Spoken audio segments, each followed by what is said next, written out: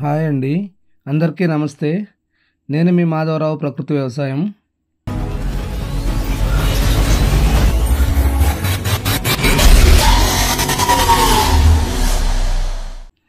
ఈరోజు ఈ వీడియోలో డైరీ ఫామ్ నడిపేవాళ్ళు కావచ్చు, లేదా గోశాల నడిపేవాళ్ళు కావచ్చు, పూర్తిగా మనము ఎలాగైతే పని చేసుకుంటే నిలబడగలుగుతామో ఈ వీడియోలో పూర్తిగా చూపించబోతున్నాను.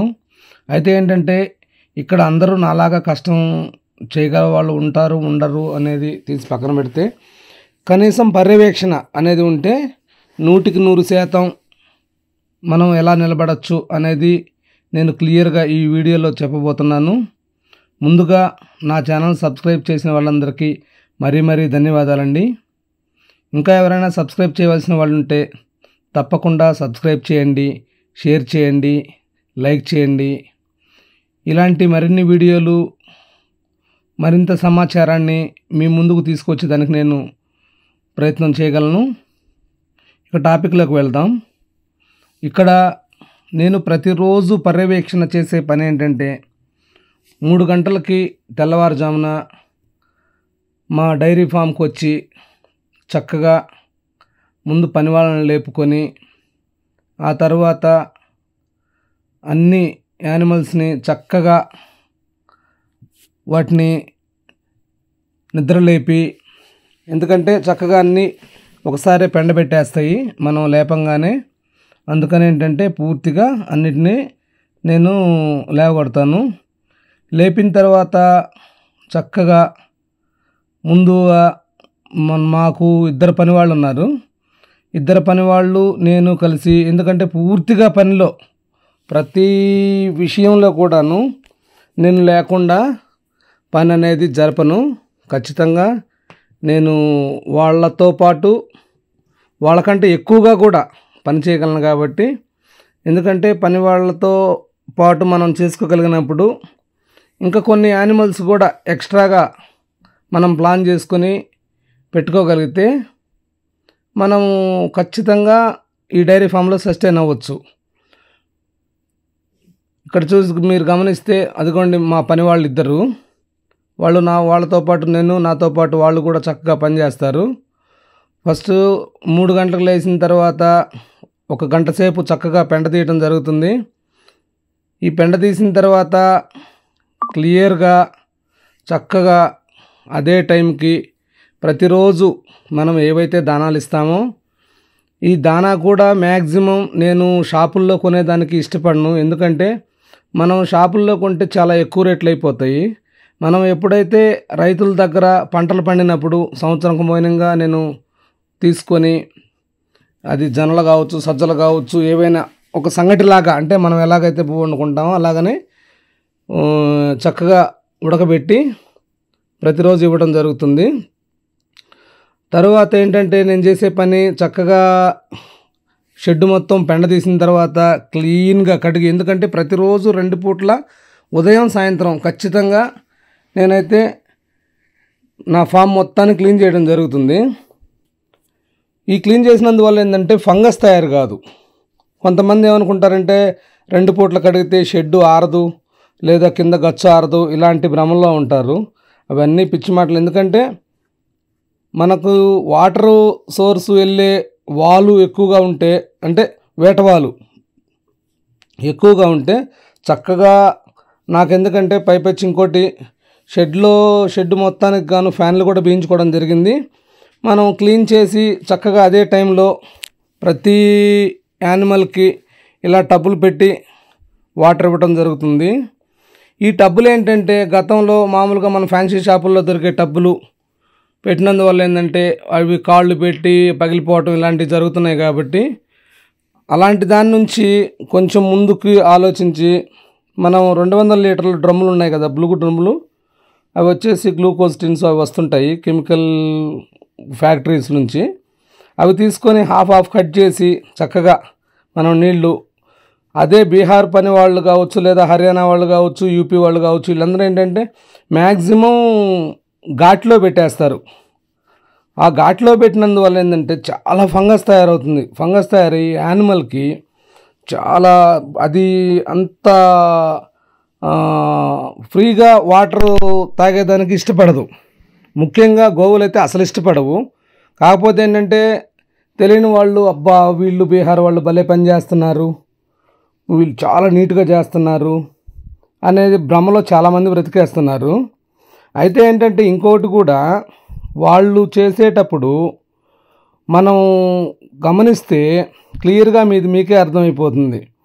మనం యానిమల్ని చూసుకునే విధానం కావచ్చు, వాళ్ళు చూసే విధానం కావచ్చు, వాళ్ళు ఒక్క పాలు బితికే దాంట్లో గొప్ప అని చెప్పుకోవచ్చు, కానీ మిగిలిన విషయాల్లో అన్నీ కూడాను ఓనర్ని మౌల్డ్ చేసుకునే దానికి ప్రయత్నం చేస్తారు. ఇక్కడ ఏంటంటే చక్కగా కడిగి క్లీన్ చేసిన తర్వాత నేను పాలు తీయటం మొదలు పెడతాను. అప్పటికి 5 అలా అవుతుంది ప్రతిరోజు. ఎందుకంటే ఉదయం సాయంత్రం మనం బ్యాలెన్స్ చేసుకోవాలి ఎప్పుడు కూడా. ఎందుకంటే 12 అవర్స్ గ్యాప్ ఖచ్చితంగా ఉంటే మనకి మిల్క్ హీల్డింగ్ తగ్గదు. రెస్ట్ ఇచ్చే టైం యానిమల్స్ అన్నిటికి కూడా రెస్ట్ ఇవ్వాలి. ఫీడ్ ఇచ్చే టైము ఫీడ్కి ఇవ్వాలి. మనం వాటిని లేపి మనం పని చేసుకునే టైము పర్ఫెక్ట్గా ఉండాలి. అప్పుడు ఏంటంటే యానిమల్ మైండ్ సెట్ కూడా ఒకే రకంగా ఉంటుంది, దాని దినచర్య కూడా.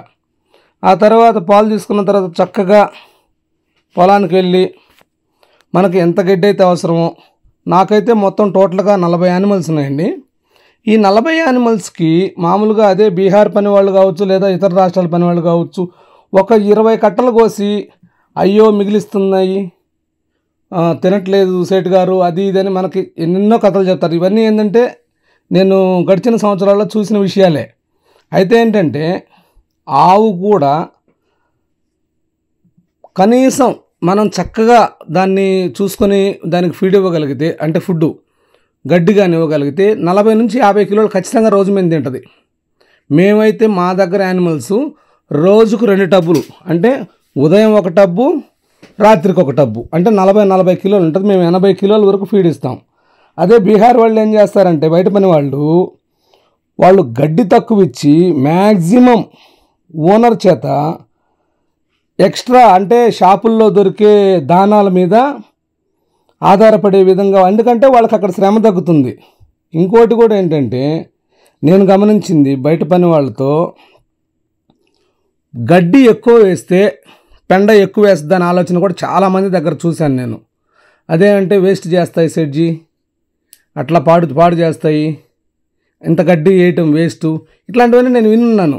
ఇవన్నీ దయచేసి మీరు పని వాళ్ళని పూర్తిగా కానీ గమనిస్తే, ఇప్పుడు నా దగ్గర ఉండే యానిమల్స్ ఎలా ఉన్నాయి, మీ దగ్గర మీ నడిపే డైరీ ఫామ్ల్లో కావచ్చు, గోశాలలో కావచ్చు, యానిమల్స్ ఎలా ఉన్నాయి అనేది గమనిస్తే మీకే అర్థమైపోతుంది. ఇక్కడ ఏంటంటే 40 యానిమల్స్కి డైలీ 2 టన్నులు ఖచ్చితంగా వస్తారు. 2 నుంచి 2.5 టన్ను, 100% దాంట్లో ఎటువంటి రాజీ లేదు 2 పూటలు.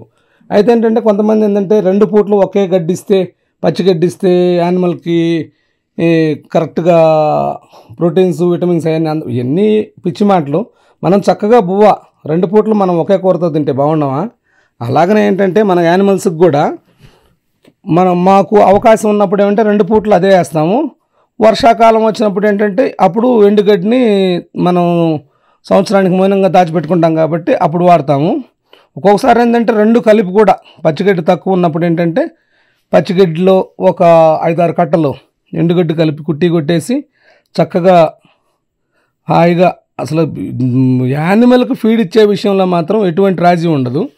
చక్కగా వచ్చిన తర్వాత మళ్ళీ, ఎందుకంటే మేము పాలు తీసిపోయిన తర్వాత పొలానికి వెళ్ళి గడ్డి కోసుకొని వచ్చేటప్పటికి కనీసం 2 నుంచి 3 గంటలు రెస్ట్ ఉంటాయి. కాబట్టి పాలు తీసే టయానికి మనం 3 గంటలకు లేపి 5 గంటల వరకు 2 గంటల టైం కంటిన్యూ నిలబడి ఉంటాయి. కాబట్టి కాళ్ళు నొప్పులు వస్తాయి. అందువల్ల ఏంటంటే పాలు తీయగానే ఎప్పుడైనా చక్కగా రెస్ట్ ఇచ్చేసేయాలి. మన పొలాన్ని నుంచి వచ్చిన తర్వాత చక్కగా మనం ఏదైతే దానాలు మనం తయారు చేసుకున్నామో తెల్లవారుజామున మనం ఇదే సజ్జన్నము లేదా రాగన్నము లేదా జొన్న అన్నము ఇవన్నీ ఉడకబెట్టి పెట్టుకుంటాం. కాబట్టి ఈ ఉడకబెట్టుకున్న దానా కూడా ఏంటంటే చక్కగా ఒక్కొక్క యానిమల్కి 3 నుంచి 4 లేదా ఒక 5 కిలోలు యానిమల్ని బట్టి. అయితే అన్నిటికీ అనేది మేము దానాలు వాడము. మనకు ఏ అయితే ఈనని యానిమల్స్ ఉంటాయో వాటికి మాత్రం చక్కగా తక్కువ ఖర్చుతో. ఎందుకంటే ఇక్కడ మనకి 20 రూపాయలు 30 రూపాయలతో 3-4 కిలోలు తయారైద్ది. అయితే ఏంటంటే శ్రమ, ఎందుకంటే మనమే ఉడకబెట్టుకోవాలి. అయితే ఏంటంటే ఉడకబెట్టుకున్న దాన్ని ఈరోజు ఖచ్చితంగా ఇవ్వకూడదు. ఈ రోజు నుంచి రేపటికి ఫర్మెంటేషన్, అంటే 24 అవర్స్ ఫర్మెంటేషన్ జరిగిన తర్వాత అప్పుడు ఇస్తే యానిమల్ ఇష్టంగా తింటుంది. ఎందుకంటే మనకి సద్దన్నం అనేవాళ్ళం, గంజన్నం సద్దన్నం అని, అలాగే పెట్టినప్పుడు ఏంటంటే అవి కూడా చక్కగా ఇష్టంగా తింటాయి. తర్వాత చక్కగా తెచ్చిన గడ్డిని జొన్న ముక్క కొట్టుకొని హాయిగా మనకి ఎంతైతే అవసరమో, మనకి ఎన్ని యానిమల్స్ అయితే ఉంటాయో, ఎంత గడ్డి అయితే అవసరం అవుతుందో అంత దాన్ని చక్కగా ముక్క చేసుకోవడం జరుగుతుంది. ఈ ముక్క చేసుకునే విషయంలో కూడా మనం ఇంకోటి గమనించాలి. ఈ డైరీ ఫామ్లు నడిపేవాళ్ళు కావచ్చు, గోశాలను నడిపేవాళ్ళు కావచ్చు, కారణం ఏంటంటే చిన్న మిషన్లు వాడుతుంటారు కొందరు పాపం. ఎందుకంటే యానిమల్స్ ఎక్కువ ఉంటాయి. ఒకవేళ పని వాళ్ళు చేసినా కావచ్చు, మనం సొంత వాళ్ళు చేసినా కావచ్చు, చాప్ కట్టర్ అనేది ఎప్పుడైనా కొంచెం హెవీగానే ఉండాలండి. ఎందుకంటే హెవీగా ఉన్నందువల్ల ఏంటంటే మనం గంటల తరబడి చేసే పనిని ఈ మిషన్ అయితే ఈ 40 యానిమల్స్కి 15 to 20 మినిట్స్లో, అంటే 15 నుంచి 20 నిమిషాల్లో నేను 2 నుంచి 2.5 టన్ను చక్కగా మొక్క కొట్టేసుకుంటాము. ఎందుకంటే టైం సేవ్ అవుతుంది, మనం రెస్ట్ తీసుకోవడానికి కూడా మనకు టైం దొరుకుతుంది. అదే చిన్న మిషన్ అనుకోండి, మనకి కంటిన్యూ ఒక గంటల తరబడి చేయాలంటే విసుగు వస్తుంది. అక్కడ మనం పని చేయలేము, వేరే పనికి కూడా వెళ్ళడానికి ఇష్టపడలేము. అప్పుడు అలసిపోతాం. కాబట్టి అప్పుడు మనం కొట్టుకున్న కుట్టిని చక్కగా యానిమల్కి మేము చూస్తే ఒక్కొక్క యానిమల్కి ఖచ్చితంగా, పెద్ద యానిమల్కి అయితే నేను చెప్పే కదా, ఆ డ్రమ్ ఉంది, ఆ డ్రమ్ములో ఆ టబ్బుకు నిండా ఒక్కొక్క యానిమల్కి ఒక్కొక్క టబ్బు ఖచ్చితంగా పూటకు ఫీడ్ ఇస్తాం మేము.